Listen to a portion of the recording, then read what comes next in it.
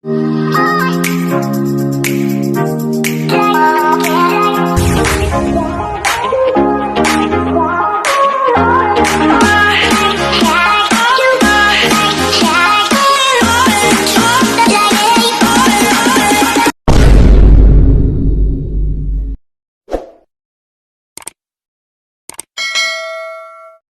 ayan guys, magluluto po na naman tayo ng another ulam for today. Ang i-prepare ko po ay magluluto po tayo ng tinula.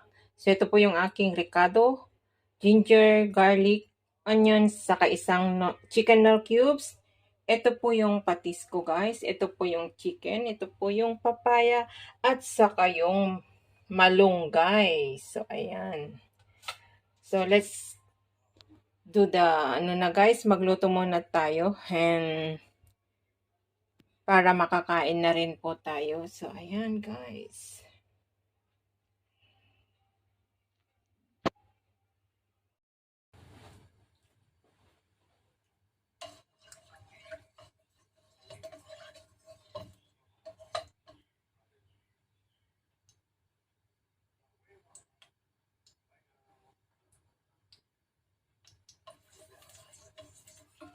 Yan guys, magluluto po tayo ng ating lunch. Ng lunch namin ni Jet. Magtitinola po tayo for today guys. So, ayan. Inom muna natin yung luya.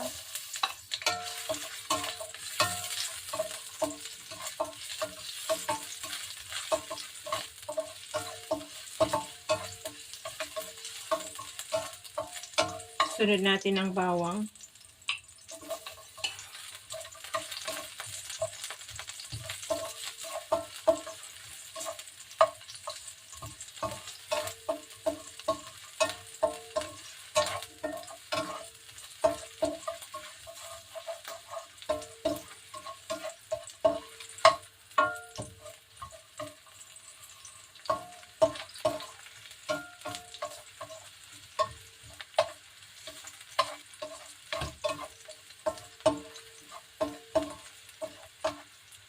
Lagay natin yung red onion.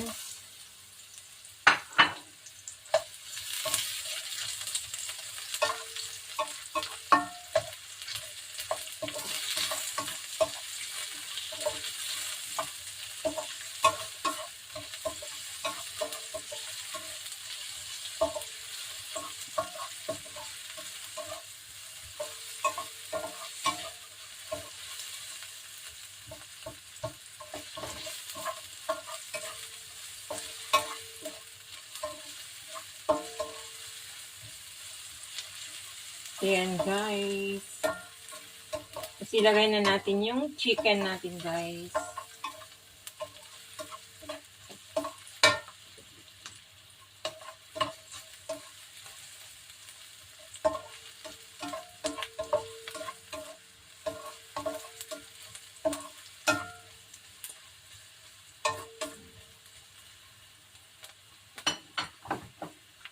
Lagay na natin yung chicken. So, ayan guys.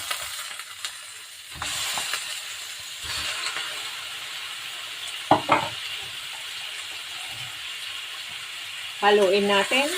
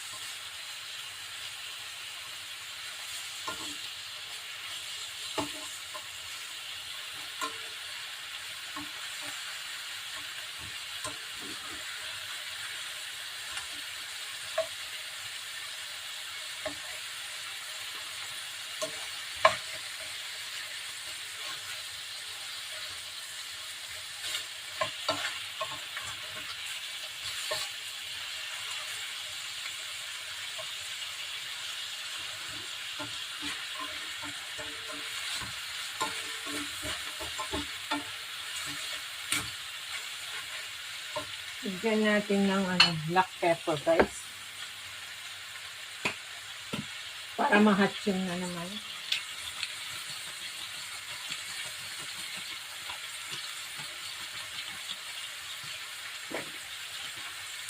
Yan.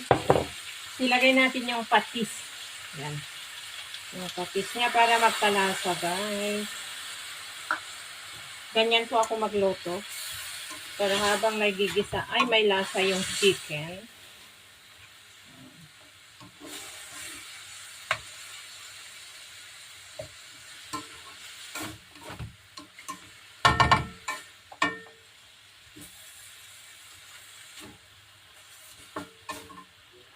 Yan.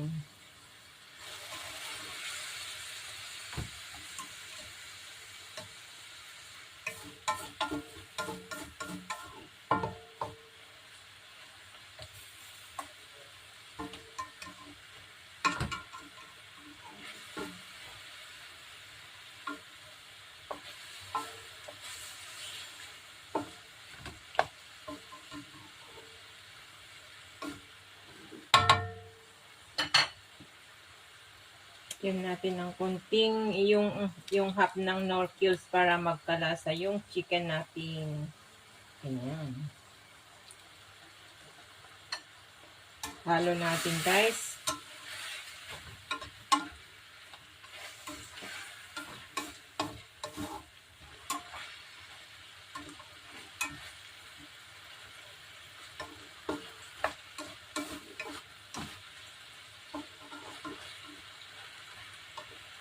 Yan.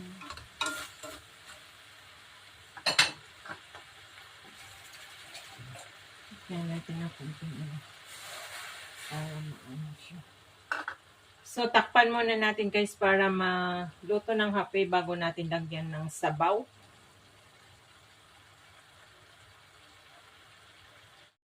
So, ayan, guys, i-check na natin.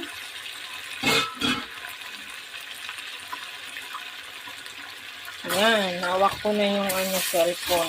Tinanggal ko sa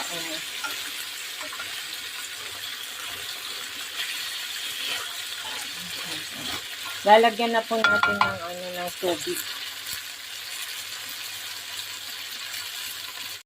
Ayan, nagmamantika na. Lagyan na natin ng sabaw tubig, guys, para mapalambot ng husto yung ating chicken. Tama lang yan, guys. Ito po ay madali lang naman maluto. So, pakuluan lang natin ng konti and then ilagay na natin yung papaya.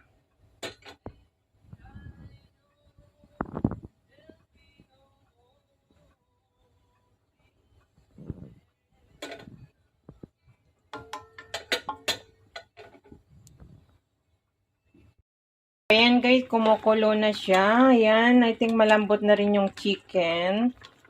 Lalagay na po natin yung papaya. So, ayan. O, diba? Ang dami. Isang buo na papaya yan, $4. Ang mahal. Sa probinsya, hinihingi lang or tinatanim natin. So, ayan, guys. Malambot na yung chicken nga. And papalambutin natin yung papaya. Last po yung malunggay. Ang ating tinola for today. Share po kami ni Jet, guys.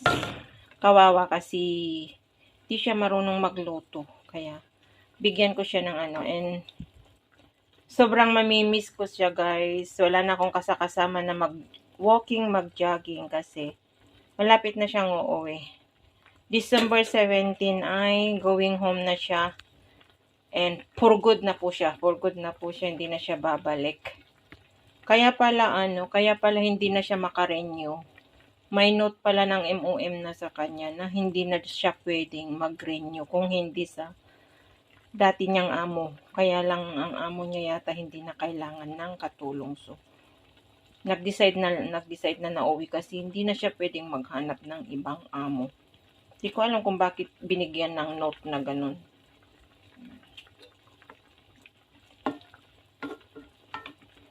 And medyo malungkot po ako kasi siya na yung lagi kong kasama dito, kapitbahay ko. And dito siya pag wala akong amo, dito siya maghapon pag nagde-day off. Yun.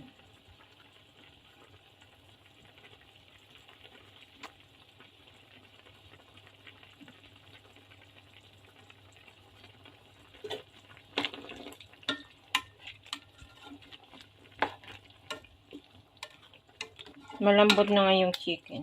So, sana maluto ay maano na tong papaya para hindi naman ma-overcook yung chicken. Kalimutan ko kasi, may ginagawa kasi ako na iba, guys. So, naamoy ko yung amoy tinola. Saka ko lang maalala na may linuluto ako. So, yan. Ganun kasi ako minsan ngayon na, guys. Yung masyado na akong makakalimutin, natutulala.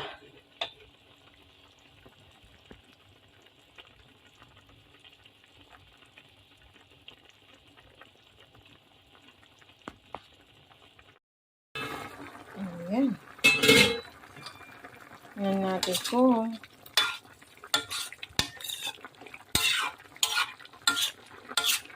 Ayan guys, yung tignan natin kung ano na yung papaya. Tikas-tikas pa. Hindi pa siya luto. Malambot na malambot. Sa bagay, saglit lang naman yung malunggay. Ang sarap yung sabaw niya guys. Sobrang sarap. Hindi na po ako nagdagdag ng salt or patis kasi yung linagay ko kanina nung iginisa ko is nakatamay na po yan. Yung black na yan is black pepper po yan.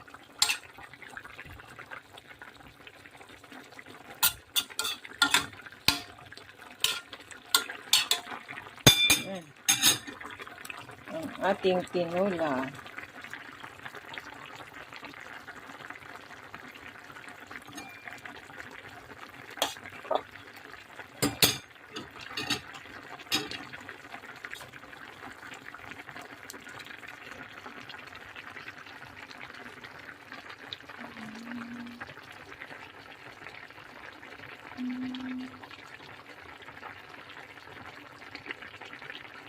Shout out sa mga nakaka-miss ng tinola guys, especially sa mga OFW na namimiss ang native na manok pero ito hindi po native. Yung napakpak lang dyan sa supermarket. Yan, pwede na natin ilagay yung malunggay guys. Ayan na. At kunting kulo lang yan guys ay okay na.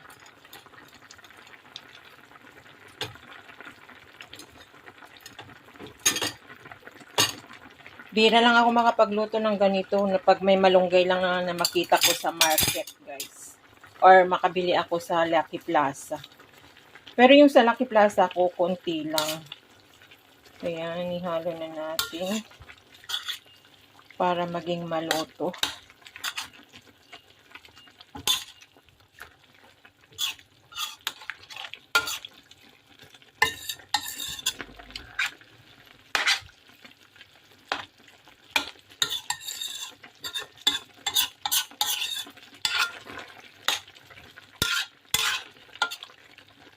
Yan guys.